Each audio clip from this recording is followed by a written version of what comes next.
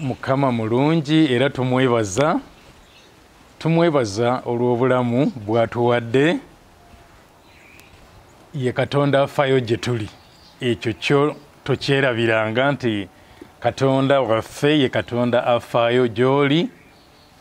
Tumwebaza olw'ekirabo eky'obulamu ky'atuwadde era tujja kweyongerayo mu maaso n'ekyokuyigako kyaffe ekikwatagana okutuukiriza ekigendererwa kya Katonda eri obulamu bwo. Nkozesa ebigambo ebyo: ekigendererwa kya Katonda, enteekateeka ya Katonda oba okuteesa kwa Katonda eri obulamu bwo. Byonna bitegeeza ekintu kye kimu. Twalaba nti buli omu ku ffe alina okuteesa kwa Katonda oba ekigendererwa kya Katonda kyateekeddwa okutuukiriza oba kyalina okubeera nga atuukiriza. Tuzze nno tusenvudde kubanga olwaleero tulabika tutuse ku kitundu kyaffe eky'ekumi oba eky'omwenda okusinziira ku ngaggo bw'oba obaze, nga kitegeeza ki nti bw'obeera nga waliwo ebitundu by'otafuna eby'omusomo guno, osobola okubifuna, osobola okugenda online n'osobola okubeera ng'obifuna n'okusingira ddala nga bwe nagamba luli nti bw'oba nga to subscribinganga kirungi n'osubscribinga, ate era kirungi n'okubeera nga bw'oba olina omuntu gw'omanyi eyandyetaaze okumanya emisomo gye gimu gino gye tuyigako, osobola okumusindikira n'ayigira wamu naffe ne tutambulira wamu.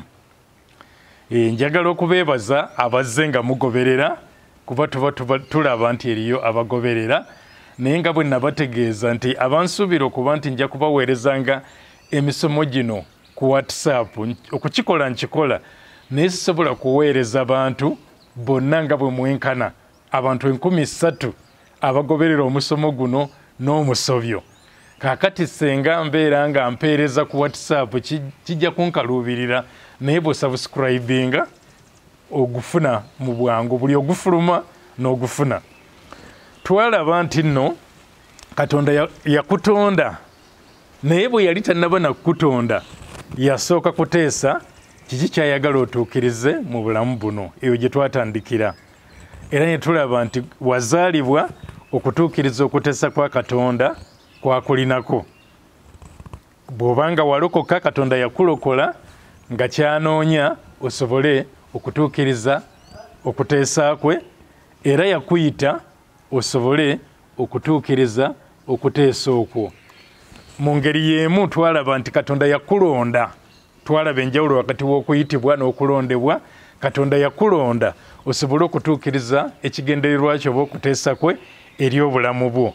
Ne tulaba nti okyali mulamu olwaleero, tukyali balamu lwa kigendererwa kya Katonda kye tulina okutuukiriza, nti senga omala okutuukiriza ekigendererwa ekyo, Mukama akwaniriza bwaniriza ye gy'ali n'osobola okugenda okubeera naye.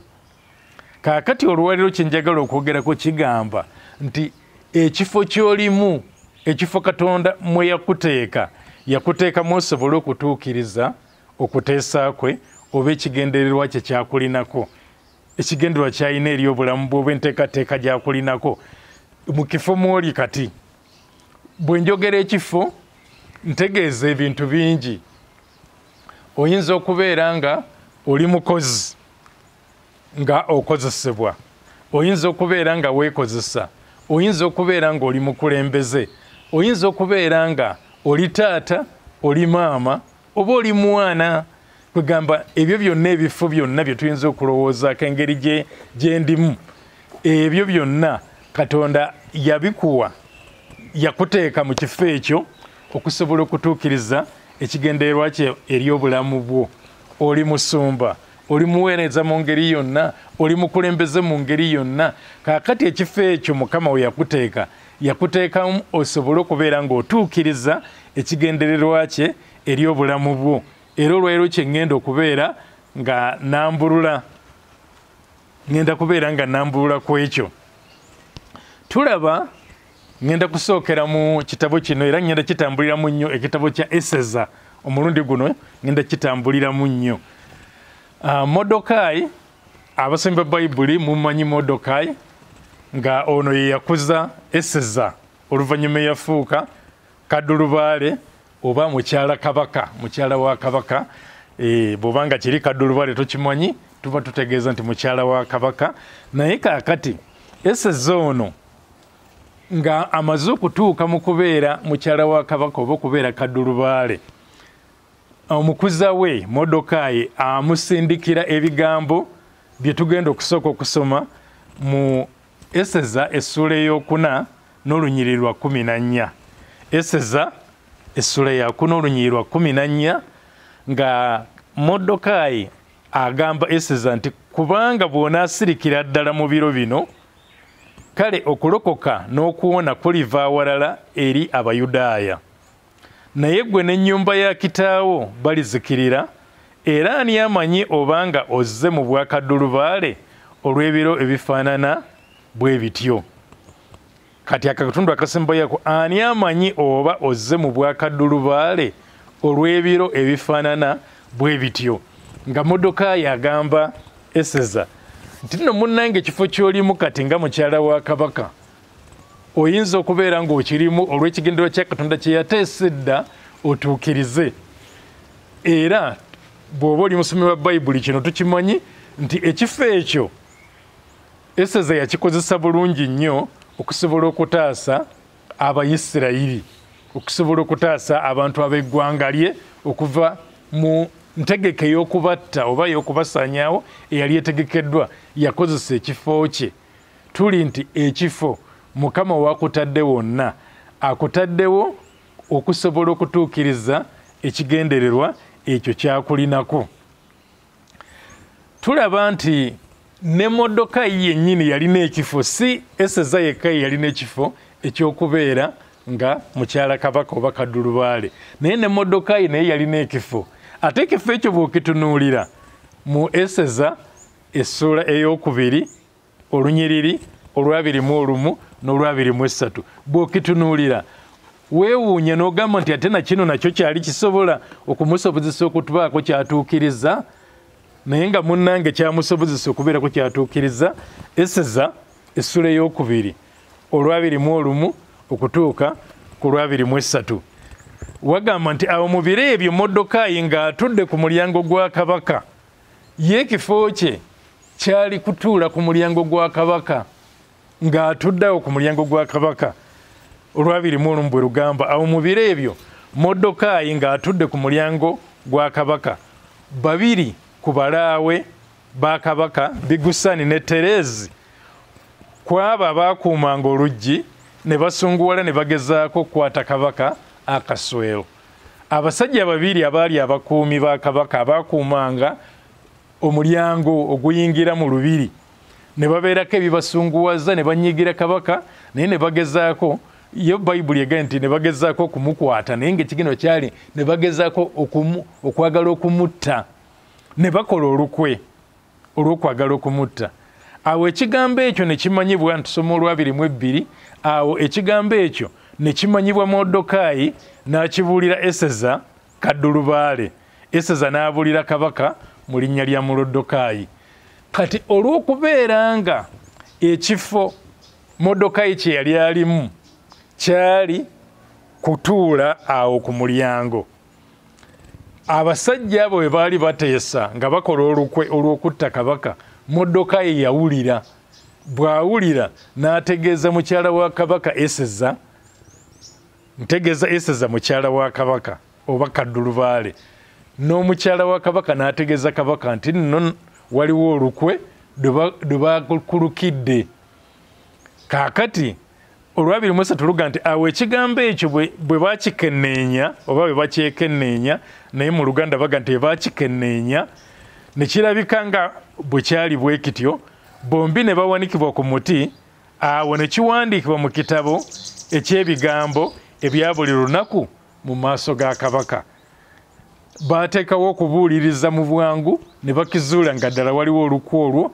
Abo abasajja ababiri, Bigusani ne Tereezi, ne bamaliriza nga bawanikiddwa, kabaka n'ataasibwa. Naye nga kabaka yataasibwa lwakuba Modokayi yali mu kifo kye, yali atudde ku mulyango n'awuliriza biki ebigenda mu maaso, ate nga waliwo n'ali mu kifo ekirala nga ye ali mu lubiri ewa kabaka nga ye mukyala wa kabaka kati buli omu ng'azannya ekifo kye ye mukyala wa kabaka amawulire gwe gatuukirako ono bw'afuna ebikwata ku lukwe olwo n'abisindikira ali mu kifo kye nga ali mu lubiri lwa kabaka n'abitegeeza kabaka. Modokayi teyandisobodde kutuuka wa kabaka naye buli omu ng'ali mu kifo kye ate ne Eseza gye yali tasobola kubeera ng'awulira ebigenda mu maaso ku mulyango naye buli omu mu kifo kye Mukama yamukozesa olw'okusobola okutaasa kabaka so ng'ate kabaka oyo oluvannyuma era Mukama gwe yakozesa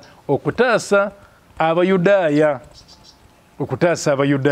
Kaakati tukiraba nti mu kifo Katonda mwakutadde akutaddemu osobole okutuukiriza ekigendererwa. Oli musomesa, oli headmaster, oli ki yonna gy'oli yadde nga oli musombi wa bintu olina b'osombera ebintu byabwe Mukama akutadde awo osobole okubeerako ekigendererwa ky'otuukiriza osobola okuleetera abantu abo b'osombera ebintu byabwe okukutegeera nti walokoka okutegeera Katonda wo bw'obeera nga okikozesezza bulungi ekifo ekyo osobola obbaleetera okutegeera Katonda wo. Oli mukozi wa waka nga oli muyambi wa waka osobola okubeera nga okozesa ekifo ekyo n'obeera nga otuukiriza ekigendererwa kya Katonda.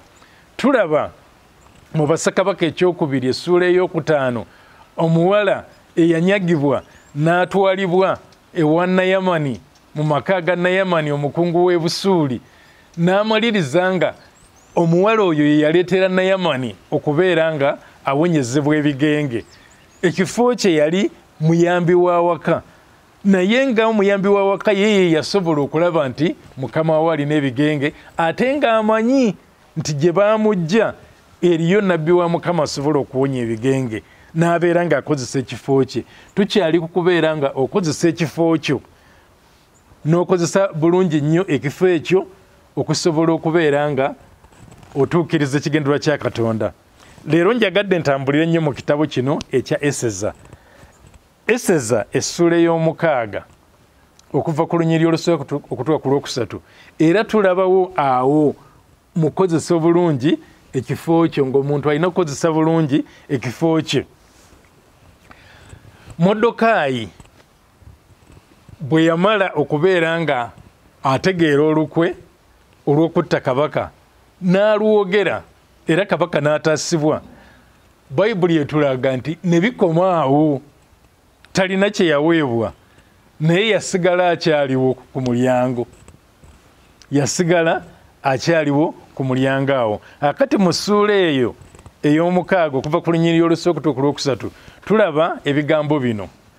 Awo mu kiro ekyo kabaka n'atayinza kwebaka olwayise ebbanga ddene nnyo Bayibuli lyeta tutegeeza naye awo mu kiro ekyo kabaka n'atayinza kwebaka n'alagira okuleeta ekitabo ekijjukiza eky'ebigambo ebya buli lunaku ne babisomera mu maaso ga kabaka olwokubiri. Awo ne basanga nga kyawandiikibwa nga Mulodokayi yabuulira ebigambo bya Bigusani ne Tereezi babiri ku balabe ba kabaka ku abo abaakuumanga oluggi abagezaako okukwata kabaka akaswero oba okutta kabaka. Olwokusatu awo kabaka n'ayogera nti kitiibwa ki na bukulu ki Mulodokayi bwe yaweebwa olw'ekyo. Awo abaddu ba kabaka abaamuweerezanga ne boogera nti tewali kintu kye yaweebwa oba kyaweereddwa nga Bayibuli bw'egamba. Ti omusajja oyo yakola omulimu munene ng'akozesa ekifo kye Katonda we yamuteeka yasobola okutaasa kabaka naye n'atabeerako kyaweebwa era n'asigalawo awo ng'akyatudde ku mulyango. Naye ebyaddako awo tulaba nti mu ssuula ey'omukaaga kabaka alagira omusajja oyo aweebwe ekitiibwa atuuzibwe ku mbalaasi yennyini ensolo yennyini ye kabaka gy'atuulako ayambazibwe ebyambalo eby'omuwendo abantu balangirire nti omusajja kabaka gw'ayagala okussaamu ekitiibwa y'ono abantu babeere nga bamuvunnamira. Ebyo byonna byabaawo bw'oba oli musomi wa Bayibuli obimanye naye kyenjagala okutegeeza nti bwe biggwa era Modokayi yaddayo ku mulyango gwa kabaka n'atuula awo yaddeyo ku mulyango gwa kabaka n'amaliriza ng'atudde, teyava mu kifo kye, kubanga ekifo ekyo Katonda mwe yali amutadde mwe yali asobola obulungi ennyo okubeera nga atuukiriza ekigendererwa kya Katonda eri obulamu bwe. N'ekigendererwa ekyo kyali nti Mukama ajja kubeera ng'amukozesa olw'okutaasa abaana ba Isirayiri abaali mu ggwanga eryo. Mu ssuula ey'okutaano era nawo tulaba omusajja ono gwe bayita Kamani. Mu ssuula ey'okutaano ngenda kusoma ennyiriri si nnyingi mu ssuula eyo ya Eseza ey'okutaano, ngenda kusoma olw'e11 okutuuka ku lw'e13. Mbeeko kye njagala okubeera nga mbalaga nti oluusi bwe tulemwa okukozesa obulungi ebifo Katonda byatuwadde okubikozesa okutuukiriza ekigendererwa kya Katonda eri obulamu bwaffe, tutandika okutunuulira ebifo eby'abalala, tutandika okukununkiriza ebifo eby'abalala, oba tutandika okubeera nga eriyo n'abatuluma nga tebandikulumye, naye ng'oli akuluma lwakuba ggwe ekifo ekyo tosobodde kukikozesa, nga ye oli akozesezza ekifo kye bulungi nnyo. Mu ssuula ey'okutaano eya Eseza tulaba nga Kamani yali akuzibwa nnyo mu bigambo ebikwatagana n'obwakabaka, kweganga yaddiridde kabaka mu bwakabaka obwo, nga yaddiridde kabaka Akaswero. Naye kansome olunyiriri olwo eri abatali basomi nnyo ba Bayibuli tufune ekifaananyi. Essula ndimu ya 5 eya Eseza olunyiriri 11 okutuuka ku 13. Awo Kamani n'abuulira ekitiibwa ky'obugagga bwe. Yababuulira abe yali atuuzizza mukyala we n'abantu abalala, n'ababuulira ekitiibwa eky'obugagga bwe n'abaana be bwe benkana obungi, n'ebigambo byonna kabaka mwe yamukuliza, era mwe yamukuza okusinga abakungu ba kabaka n'abaddu be. Kabaka yakuza Kamani okusinga abakungu ba kabaka bonna n'okusinga abaddu ba kabaka bonna, ng'alina ekitiibwa ekiddirira kabaka mu bwakabaka obwo, nga kye kifo Katonda mwamutadde. Olw'e12 luga nti era Kamani yayogeranga nti weewaawo, era Kamani n'ayogera nti weewaawo Eseza kaddulubaale teyaganya muntu yenna kuyingira wamu ne kabaka eri embaga gye yali afumbye, wabula nze era n'enkya ampise wamu ne kabaka. Eseza kaddulubaale ategese embaga agifumbidde kabaka Akaswero, naye omuntu omu yekka yayitiddwa Kamani. Ekyo ekitiibwa kyali kinene nnyo, ekifo kyali kyabuvunaanyizibwa, ekifo kyali kikulu, nga senga oli amanyi nti ekifo kino Mukama antaddemu kutuukiriza kigendererwa kye eri obulamu bwange, yandibadde akikozesa bulungi era ne kivaamu birungi. Naye Kamani ye ekigendererwa kye yali tamanyi nti lwaki Mukama amutadde mu kifo ekyo, ye nga ayagala kukozesa kifo ekyo kubeerako baatulugunya, kubeerako baazikiriza. Ekifo nga yakirimu kubeerako baatulugunya, kubeerako baazikiriza. Kaakati olw'e13 lwe njagala twetegereze nnyo, agamba nti naye ebyo byonna tebiriiko kye bingasa nga nkyalaba Mulodokaayi Omuyudaaya ng'atuula ku mulyango gwa kabaka. Teebereza omuntu ali waggulu mu kifo ekiddirira kabaka n'obuyinza bw'alina okuwulira ng'ekifo kyalimu tekimugasa, naye nga lwaki tekimugasa? Nti kubanga alina gwalaba Mulodokaayi ng'atudde ku mulyango, atudde ku mulyango n'akuwuliza biri byonna nti tebikugasa ye, kubanga Kamani teyategeera nti ekifo ekyo Katonda ye yali akimutaddemu. Yandibadde amanya nti nina kukola ebyobulungi eri abantu, naye Kamani ye yayagala akozesa ekifo kye ng'akikozesa bubi, okumaliriza ng'ayagala kuzikiriza Modokaayi, ate si Modokaayi yekka naye naye eggwanga lyonna ery'Abayudaaya.